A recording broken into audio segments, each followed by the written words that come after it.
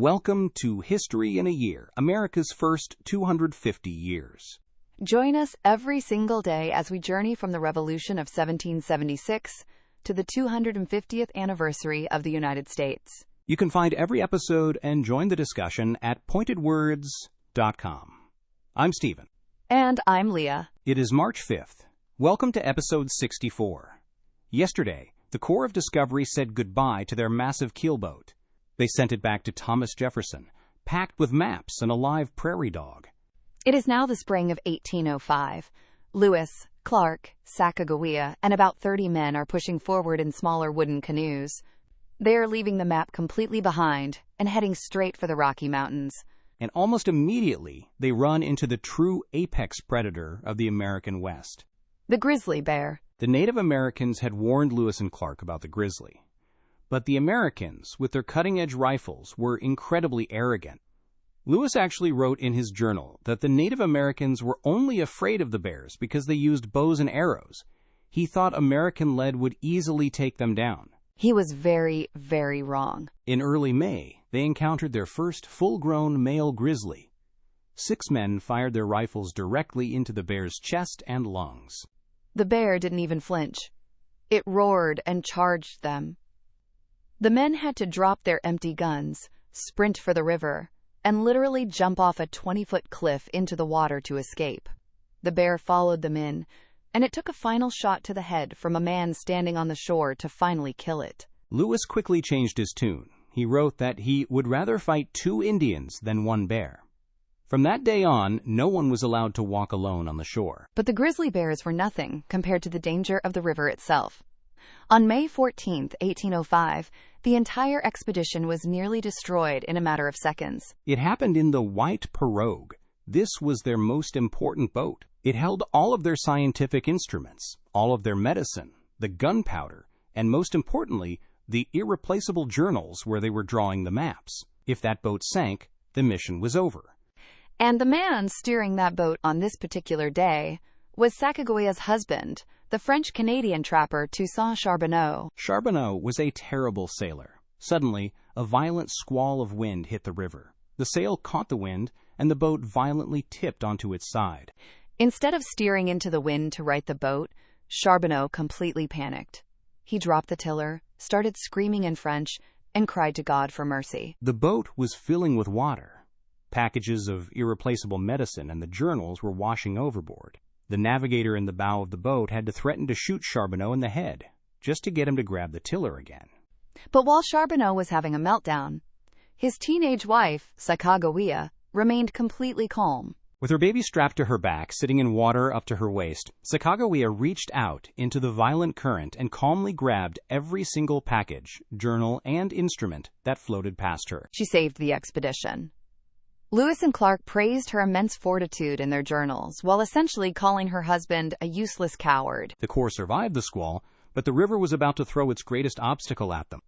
In June, Meriwether Lewis was walking ahead of the boats when he heard a massive, roaring sound in the distance. He had found the Great Falls of the Missouri River. It was a breathtaking, spectacular sight. But for Lewis and Clark, it was an absolute nightmare, because they couldn't take boats up a waterfall. They had to carry everything around it. And it wasn't just one waterfall.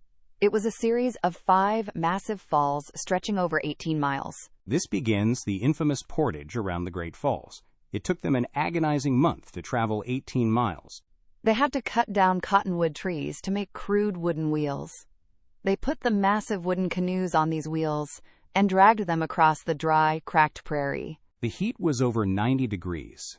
Massive hailstorms battered them, knocking men unconscious. But the worst part was the prickly pear cactus. The ground was covered in it. The thorns pierced right through their thin leather moccasins. The men were literally leaving bloody footprints in the dirt as they dragged these multi-ton boats. By mid-July, they finally got the boats back in the water above the falls. But a dark realization was starting to set in. Thomas Jefferson had promised them that the Rocky Mountains were just a single small ridge. He thought they could just carry their boats over it in a day or two and hit a river flowing down to the Pacific. On August 12, 1805, Meriwether Lewis hiked up to the top of the Continental Divide at Lemhi Pass. He stood at the very top of the ridge, expecting to look down and see the Pacific Ocean, or at least a flat plain leading to it. Instead, he looked west, and all he saw were more mountains. Endless, jagged, snow-capped peaks stretching as far as the eye could see. It was the Bitterroot Range. The dream of the Northwest Passage died right there on that mountain. There was no direct water route across the continent. Lewis realized they were in massive trouble. Winter was coming again. They couldn't take boats over these mountains. If they didn't find horses immediately, they were going to freeze and starve to death. They desperately needed to find the Shoshone tribe. Lewis took a small scouting party ahead of the main group.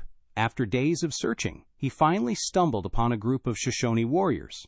Using sign language and offering gifts, Lewis convinced their chief to come back with him to the river to meet the rest of the expedition. The chief's name was Kemawate. Lewis, Chief Kemawate, and his warriors arrived at the riverbank on August 17, 1805. William Clark and the main body of the expedition, including Sacagawea, were waiting for them. What happened next is so incredible that if you put it in a Hollywood movie, the audience would say it was too unrealistic. Sacagawea was called into the command tent to translate for Lewis and Clark.